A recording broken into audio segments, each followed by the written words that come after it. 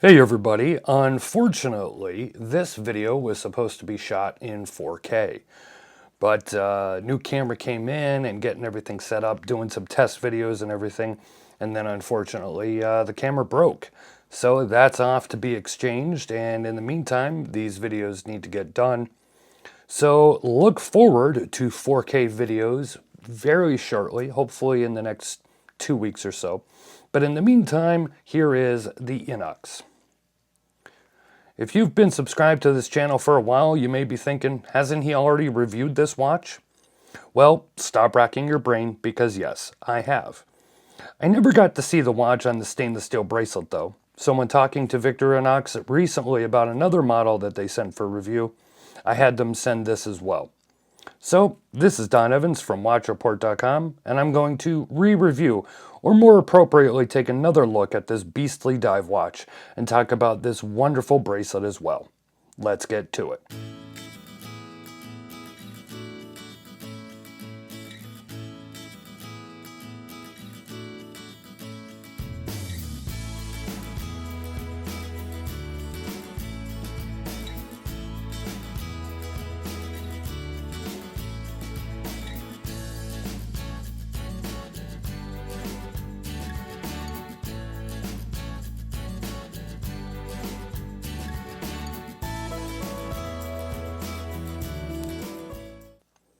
I think most of you know the INOX by now.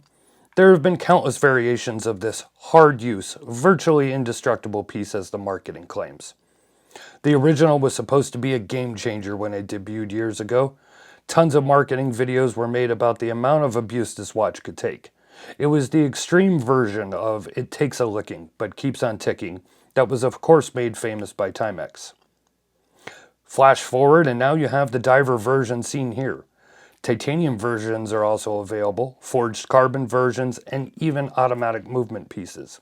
I've reviewed them all here on the channel, and I'll link some down in the description below. I've discussed in the past how a good amount of these claims are more marketing than anything. And hey, that's a lot of the watch world in a nutshell. I mean, Swiss made, which is stamped on this dial, is mostly marketing at this point as well. But like most things, the INOX has evolved to another product line for Victorinox, albeit a very popular product line. Is it a tough watch? Sure, at least in the quartz versions. But tough is a relative term. Can it drop to the ground and still work? Probably. Can it really survive being run over by a truck or SUV? I'm not going to do that test, that's for sure. And even if it does continue to work after that, it's not going to do so without some physical damage. I mean, it's 3/16L steel, not some proprietary metal or some fantasy metal like vibranium. It's not hardened steel either, nor is it hard-coated. So what makes this watch and all the variations so popular? Well, most likely the design. In any of its variants, I find it to be an attractive watch. It also comes from a brand with a long history of producing quality watches and pocket knives. Throw in that Swiss made moniker and it's a no-brainer. Not to mention gray market prices make it even more attractive. But I've reviewed this piece before. I've talked about the matte dial, my least favorite location for a date, the ridiculously smooth to operate crown and chunky crown guards, and that not so great lume. But I've never got the bracelet version under the lens until now, and I have to say that the bracelet makes this watch even better. There's nothing crazy or innovative about this bracelet, but it just completes the look of this watch. The H-Link stainless steel bracelet fits perfectly up against the lugs. Friction pins are easy to remove, and for those that like to get that perfect fit for your finicky wrist, you have a decent amount of micro-adjust holes in the clasp, but also a ton of half-links. Seriously, more bracelets need to be made like this. Watches at 45mm that are this solid with thick bracelets need to be sized properly so they don't flop around on your wrist. No, it doesn't have that quick on-the-fly extension mechanism, but if you cannot get a perfect fit with this watch, at least initially, something is wrong.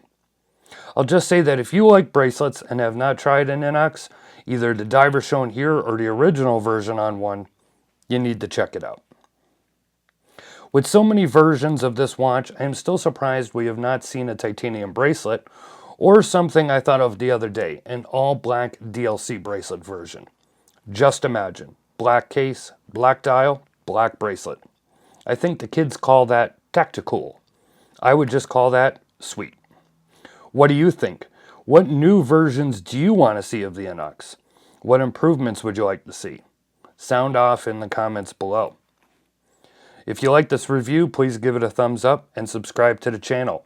Hit that notification bell while you're at it. That way you will always see all of our content. That is the only way to be sure you see all of our uploads.